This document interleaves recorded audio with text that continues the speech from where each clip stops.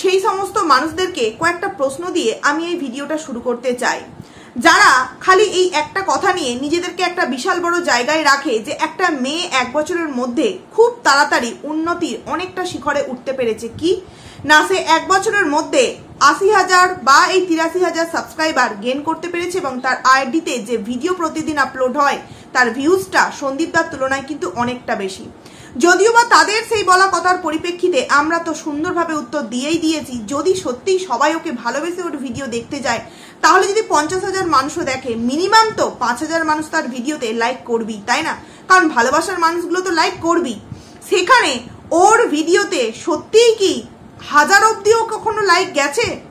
আমার তো মনে হয় যায়নি। তাহলে ঠিক কতজন মানুষ ওকে ভালোবেসে দেখতে যায় আর কতজন মানুষ ওই নোংরামো বা নটাঙ্কিপনা দেখতে যায়, আশা করছি তোমরা এখান থেকে বুঝতেই পারছো।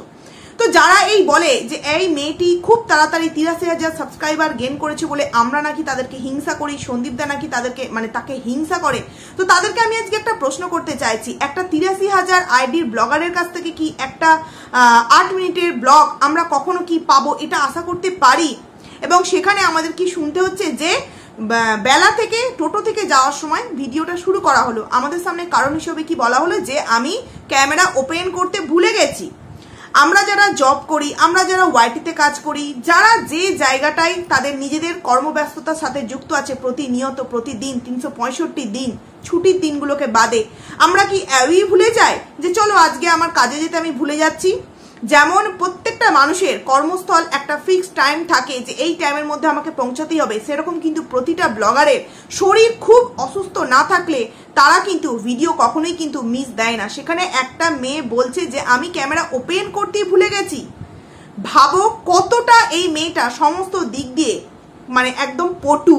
মিথ্যে কথার দিকে তো একদম 100% পটু, নাহলে ক্যামেরা ওপেন করতে কেউ কখনো ভুলে যায়?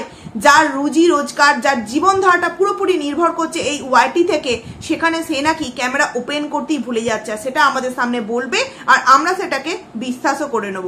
দেখো, আমরা যারা কন্ট্রোভার্সি করি তাদের মধ্যে যাদের ডেলি ব্লগ আইডি আছে, এই আমার কথাই বলছি, যখন কোনো বাড়িতে স্পেশাল জিনিস হচ্ছে বা কোনো স্পেশাল রান্না হচ্ছে, কোনো জায়গায় ঘুরতে যাচ্ছে, সেগুলো কিন্তু আমরা ক্যামেরা বন্দি করতে কখনো ভুলি না। কত ছোট আমরা একটা ক্রিয়েটার, তাই না? সেখানে অত বড় একজন ক্রিয়েটার 82-83,000 যার সাবস্ক্রাইবার, সে কিনা সকালবেলায় উঠে ক্যামেরাটা ওপেন করতেই ভুলে গেল, এটাও বলবে আর আমাদেরকে সেটা মেনে নিতে হবে। আমি কালকের ভিডিওতেই বলেছি, জানি এটা নিয়ে অনেকেই অনেক রকম পিঞ্চ মারবে, কিন্তু যখন 2 দিন পর সমস্ত কিছু প্রমাণিত হবে তখন তারা হয়তো আর আমার কমেন্ট সেকশনে এসে কমেন্ট করতে আসবে না, কিন্তু নিজেরা হয়তো মনে মনে রিয়েলাইজ করবে যে হ্যাঁ, এ ছোট ক্রিয়েটার তো কি হয়েছে, যে ইনফরমেশনগুলো দিয়েছে ইনডাইরেক্টলি সহ, কিন্তু সেগুলো সঠিক ইনফরমেশনই ছিল। কারণ তোমরা একটা জিনিস লক্ষ্য করবে, প্রতিদিন টোটো থেকে ভিডিও শুরু করা হচ্ছে, ঠিক কেন বন্ধুরা? কালকে মেনে নিলাম, কালকে খুব লেট হয়ে গেছিল, কালকে ও কিন্তু আমাদের সামনে একটা কথা বলেছিল, প্রচন্ড বৃষ্টি হচ্ছিল যে কারণে আমি ভিডিও শুরু করতে পারিনি, যদিও ব্যস্ত ছিলাম। আর সন্ধ্যাবেলা থেকে যে ভিডিও শুরু করব, প্রচন্ড বৃষ্টি, লোডশেডিং হয়ে গিয়েছিল, ভিডিওটা শুরু করতে পারিনি। তো কালকে ও কিন্তু আমাদের সামনে একটা কথা বলেছিল যে এই যে সকালবেলা বেরোতে হবে, আমার রাত্রিরে ঘুম হবে না। আচ্ছা, ব্যাংক ঠিক কখন থেকে খোলে বন্ধুরা? 10টা থেকে খুললে কি হবে, 10টার সময় ওপেন হয়েই কিন্তু সমস্ত কাজকর্ম চালু হয়ে যায় না, সমস্ত কিছু ঠিকঠাক করতে করতে মিনিমাম 10:30-11টা বেজেই যায়। তো সেখানে আমি যাব ব্যাংকে, এমন কিছু উদ্ধার কাজ করতে কিন্তু যাব না, তাই না? আজকে নয় কাল, কাল নয় পরশু, এতে এমন কি টেনশনের আছে যে রাত্রিরে আমার রাতের ঘুমটা কি উড়িয়ে নেবে বন্ধুরা? দেখো, ও লুকোতে তো অনেক কিছু চাইতে, কিন্তু ও সত্যি কি লুকাতে পারছে? ওর কিছু কিছু কথা বলার মাধ্যমে যারা সত্যিই বুঝতে ইচ্ছুক তারা কিন্তু বুঝতে পেরে যাবে। নর্মাল একটা ব্যাংকে আমি অ্যাকাউন্ট খুলতে যাব, যার জন্য আমার সারা রাত ঘুম হবে না, কি না আমাকে সকালে উঠতে হবে? তাহলে এই মেয়ে কি করে মাধ্যমিকের পরীক্ষা দিতে গেছে, কি করে উচ্চ মাধ্যমিকের পরীক্ষা দিতে গেছে? ব্যাংকে যাব, আজ নয় কাল, কাল নয় পরশু, এই ম্যানেজার আসবে না, ওইখানটা বন্ধ থাকবে, এইটা হচ্ছে না, এই নাই ওই নাই করে নাই 2-3 দিন সময় লাগবে, হবে তো অবশ্যই না, লিগাল পথ যদি ও সঠিকভাবে অ্যাপ্লাই করে তো হবেই। সেখানে ও বলছে আমার রাতের ঘুম হবে না, তাহলে রাতের যদি ঘুম না হয় সেখানে এত লেট কি করে ওর হয় প্রতিদিন বন্ধুরা? টোটো থেকে কেন ভিডিওটা শুরু করতে হলো? ও তো আগের দিন বলেছিল না যে সকাল সকাল আমাদেরকে উঠতে হবে, তাহলে সকাল সকাল যদি ও উঠে থাকে, আগের দিন রাতে যদি ওর ঘুম না হয়ে থাকে, তাহলে ভিডিওটা কেন বাড়ি থেকে স্টার্টিংটা হলো না বন্ধুরা? তোমাদেরকে কোনো জায়গায় কোনো কিছু মনে হচ্ছে না যে প্রতিদিনের ভিডিও কেন টোটো থেকে শুরু হচ্ছে? কেন টোটো থেকে শুরু হচ্ছে বন্ধুরা? কারণ কি, সকালবেলায় কিন্তু ওরা যথারীতি মা মেয়ে মিলে অন্য কোথাও বেরিয়ে যায়, হয়তো সাথে কেউ একজন থাকতেও পারে, তা মানে সে থাকে মানে সে অন্য জায়গায় অন্যভাবে যায় আর এরা অন্যভাবে মা মেয়ে মিলে যায়। নাহলে ব্যাংকে যাবে বলে রাতের ঘুম উড়ে যাচ্ছে, এটাই প্রথম হয়তো শুনলাম। যে হয়তো ব্যাংকে জব করে তার যদি কোনো রকম কোনো কিছু মানে ফাইলপত্র এদিক ওদিক হয়ে যায়, তারও মনে হয় এতটা চিন্তা হয় না, যেটা কিনা গামলা বললো গামলার ভিডিওতে, যে ব্যাংকে যাবো বলে রাতের ঘুম নাকি আর তার হবে না। তো তারপর যথারীতি টোটো থেকে ভিডিওটা শুরু হলো। ভিডিও শুরু করার পর ব্যাংকে যাওয়া হলো, ব্যাংকে গিয়ে কাজ মিটে গেল। তারপর বললো যে পোস্ট অফিসে যাবে, তো পোস্ট অফিসে গেল, সেটা আর আমাদের পরবর্তী সময়ে দেখানো হলো না। তারপর খিদে পেয়েছে, অবশ্যই এরা তো বাইরে বেরোলে খাবেই। আর দেখো বাইরে সকালবেলা কিছু খেয়ে বেরোয়নি, যেটা খেতেই হবে, এটা ও কেন আমরা গেলেও খেতাম, কিন্তু যেহেতু ও দিন দিন ওর মানে কি বলবো আরো বেশি বেশি করে হেলদি হয়ে যাচ্ছে, সেখানে ওর মানে নিজের খাওয়ার দিকে হয়তো একটু বেশি গুরুত্ব দেওয়াটা উচিত।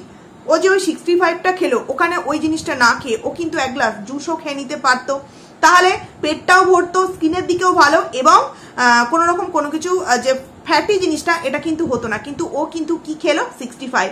দেখো ও আর ওর মা যখন পাশে বসে থাকে না, ওর মাকে যেন মনে হয় ওর থেকে অনেকটা ছোট।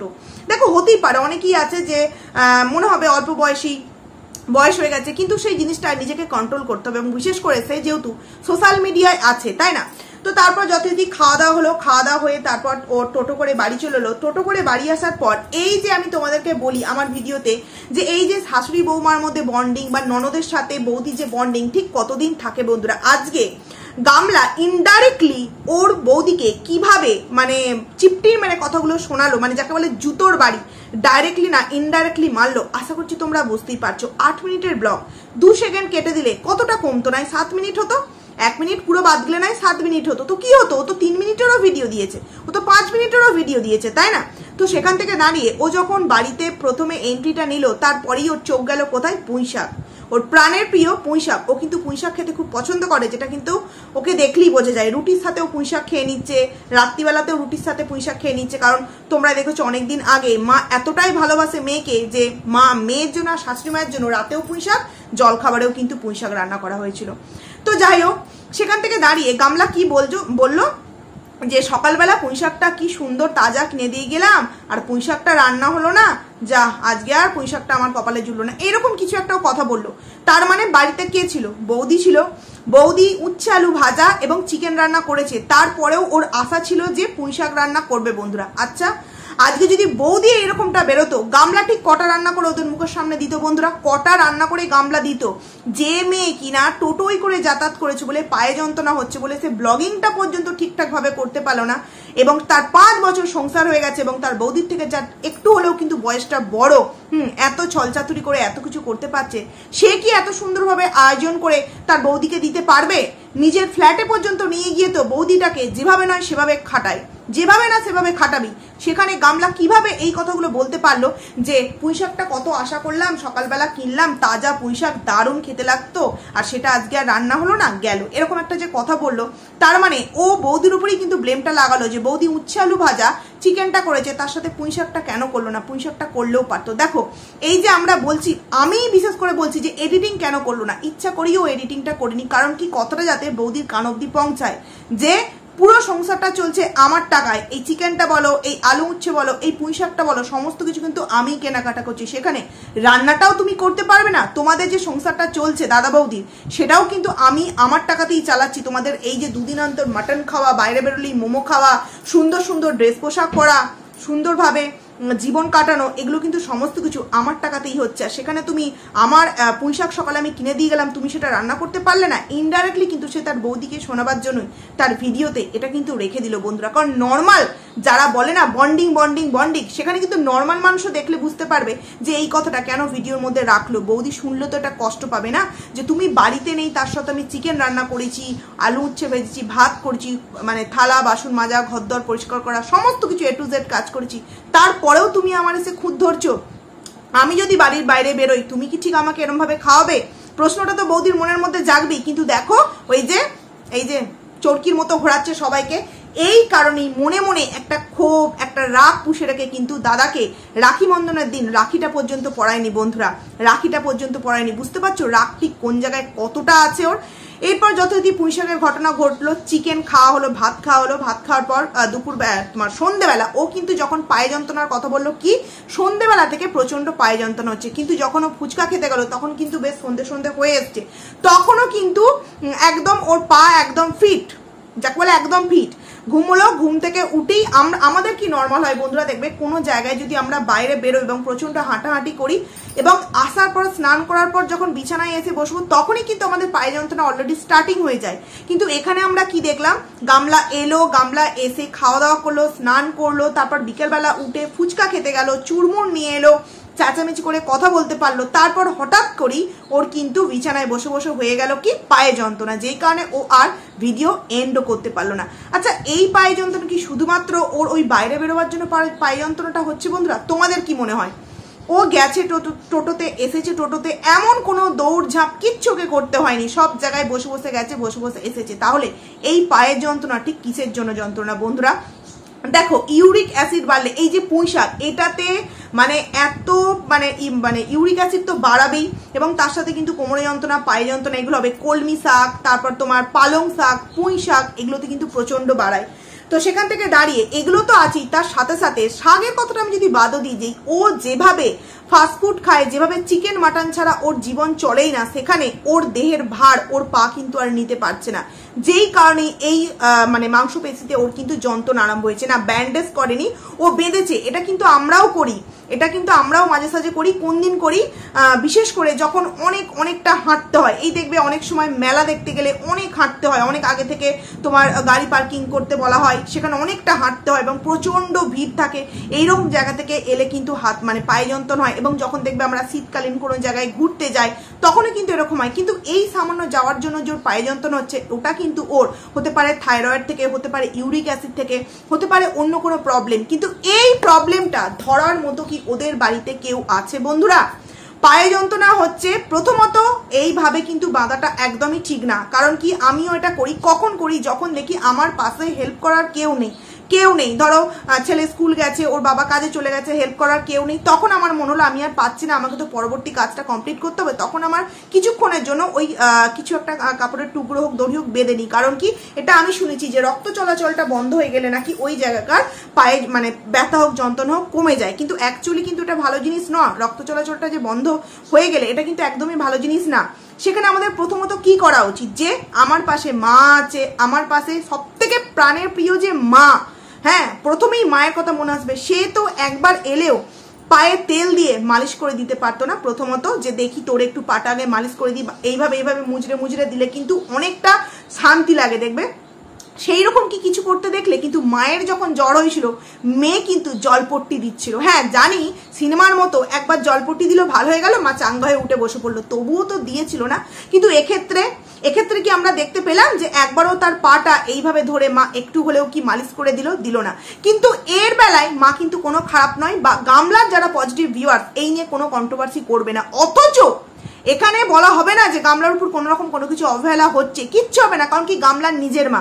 অপরদিকে ছোট্ট কিষানুর পেছনে কয়েকজন প্রতিনিয়ত পড়ে আছে, তার খাওয়া হচ্ছে না, তার এই হচ্ছে না, তার ওই হচ্ছে না, তার তাই হচ্ছে না। কিষানুর দাদুর মতো দাদু থাকলে স্কুলের প্রজেক্টে যদি 100-এর মানে 100 নম্বরের প্রজেক্ট দেওয়া হয়, ইভিএস এর যে প্রজেক্টগুলো দেওয়া হয়, আমার মনে হয় 100 পাওয়া মানে যাবে একদম ইজি। কি সুন্দরভাবে প্রজেক্টটা তৈরি করলো। ওনার মধ্যে কোন গুণটা না নেই? সেই মানুষটা নাকি মানে সেই মানুষটা আছে, তার যে ওয়াইফ মানে তার কিষানুর ঠাকুমা, তাকে কি সুন্দর খাওয়াচ্ছে, পড়াচ্ছে, লালন পালন করছে, বাবা সমস্ত টাইমে তার গুরুত্ব পালন করছে, সে যে তার সন্তান, এই কথাটা সব সময় সর্ব কাজের মধ্যেও মাথায় রাখে যে আমার একটা সন্তান আছে। কাজ থেকে এসেই কিন্তু আগে সন্তানের কথা মনে পড়ে। কাজে গেলে ট্রেন থেকে বাচ্চার জন্য ঠিক কি নিতে হবে এটা আগে মনে পড়ে, বাইরে ঘুরতে গেলে বাচ্চার জন্য আগে কি নিতে হবে এটা ঠিক মনে পড়ে। কিন্তু এখানে মা, আজকে ছেলেটার যদি অবহেলা হয়েও থাকে, তার বাবা যদি তার প্রতি অবহেলা করেও থাকে, তাও তো সে তো তবু তো আছে না, সে তো তবু তো আছে, সবার মাঝখানে আছে আমাদের। কিন্তু আজকে মা যে জিনিসটা করেছে, ফেলে রেখে চলে এসেছে। বাবা যদি বলতো ধর তুই জন্ম দিয়েছিস, তুই ফেলে রেখে চলে এসেছিস, চল আমিও ফেলে দিই, তাহলে সেই সন্তান আজকে ঠিক কোথায় থাকতো? এই প্রশ্নের উত্তরটা আমি অনেকবার চেয়েছি, কিন্তু কেউ এই প্রশ্নের উত্তর দিতে পারেনি। যে ঠিক আছে চলো, বাবা অবহেলা করছে, ঠাকুমা দাদু অবহেলা করছে, কিন্তু মা কেন সেদিন ফেলে এলো? মা তো একদম ফেলে দিয়েছিল, মা যে ফেলে দিয়েছিল, বাবাও যদি মনে করতো মাই তো জন্ম দিয়েছে, মা ফেলে দিয়েছে আমিও ফেলে দেবো, এরকম অনেক ক্ষেত্রেই দেখা যায়, তাহলে সেই বাচ্চা আজকে কোথায় থাকতো? ও বাচ্চাটা যদি আধ পেটাও খেয়ে থাকে তবু তো আছে, কিন্তু এখানে মা কি করছে? এখানে মা কি করছে? ছেলের উদুম জ্বর, মা ভ্যালেন্টাইন্স ডে পালন করতে যাচ্ছে, ছেলের প্রথম স্কুলের ফাংশন ধরতে গেলে বা সরস্বতী পুজো, সেখানে মা কি করছে? মা রোম্যান্টিক মানে জীবন কাটাচ্ছে, সুন্দর সুন্দর টাইটেল দিচ্ছে যে আজকের আমার জীবনের সব থেকে খুশির দিন, তারপরেও না সেই মা ভালো, তাই না?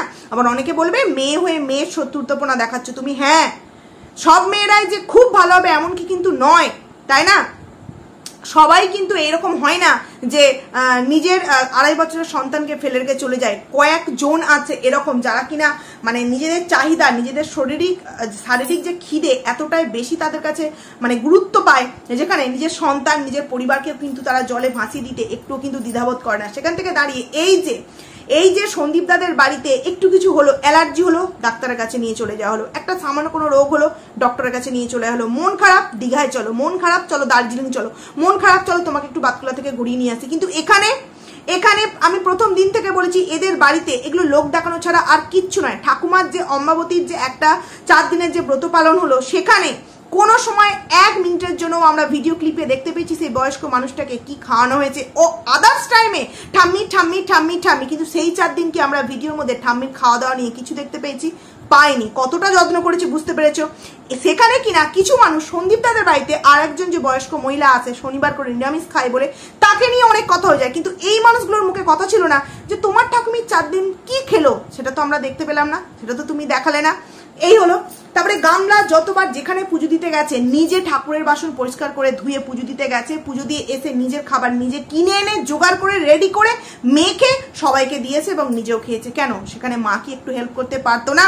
নিশ্চয়ই পারতো। এখানেও দেখো মায়ের শরীর খারাপ হচ্ছে, মায়ের জ্বর হচ্ছে, তার রেস্ট 1 মাস ধরে থাকছে, মা কিছু পারছে না, অথচ মেয়ের যে পায়ে যন্ত্রণা হচ্ছে একটু পাটা কি ডলায় মলায় করে একটু কি তাকে মানে ওইটুকুনি আপাতকালীনের জন্য তাকে একটু ভালো লাগাতে পারতো না? না, এটা মা বলে কোনো রকম কোনো দোষ নেই, কিন্তু এটা যদি শ্বশুর বাড়িতে হতো খুব কিন্তু খারাপ হয়ে যেত শাশুড়ি মা, তাই না?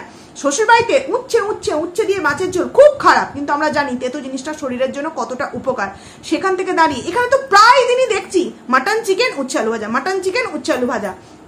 তখন মেয়ে এই উচ্ছে খেতে আর কোনো প্রবলেম হচ্ছে না, সয়াবিনে আর অ্যালার্জি হচ্ছে না। বন্ধুরা, মা কতটা ভালোবাসে যে মেয়ের পায়ে যন্ত্রণা হচ্ছে, মায়ের কোনো আতাপাতাই নেই। দেখতে যাও মা নিজের ব্লগিং এন্ড করাবার জন্য ওপরে গিয়ে ক্রিম মাখতে ব্লগ এন্ড করছে। এই তো হচ্ছে মা মেয়ের মধ্যে বন্ডিং। এবং এই যে গামলার বাড়িতে অনেকের এই প্রশ্নটা দেখলাম ছিল যে গামলার বাড়িতে কালকে সত্যি কি সেবক দাদা এসেছিল নাকি অন্য কেউ এসেছিল। দেখো বন্ধুরা, কালকের গামলার ভিডিওতে যে নামটা নিয়েছে সেবক দাদার একদম ঠিক নিয়েছে, সেবক দাদাই এসেছিল এবং সাথে 2 জন কিন্তু আইনজীবীও ছিল। বন্ধুরা, এটা কিন্তু সেবক দাদা তার নিজের লাইভেই বলেছে যে হ্যাঁ আমি গিয়েছিলাম এবং সাথে 2টো আইনজীবীও গিয়েছিল, কিন্তু এই যে গামলা তার ভিডিওতে সেবক দাদার নামটা নিয়েছে, এটা কিন্তু কোথাও না কোথাও তার কথা বলার ধরন দেখে মনে হলো যে সেবক দাদা এটা একদমই পছন্দ করেনি যে তার নামটা গামলার ভিডিওতে বলেছে বলে। এবং আরো একটা জিনিস অনেক দিক থেকে শোনা যাচ্ছে যে সেবক দাদার সাথে নাকি ভেতরে সীমাদি ভাইয়ের বা সন্দীপ দা ভাইয়ের একটা প্ল্যান চলছে, যেখানে গামলা নাকি আবারও একটা বিশাল বড় বিপদে ফাঁসতে চলেছে। কিভাবে?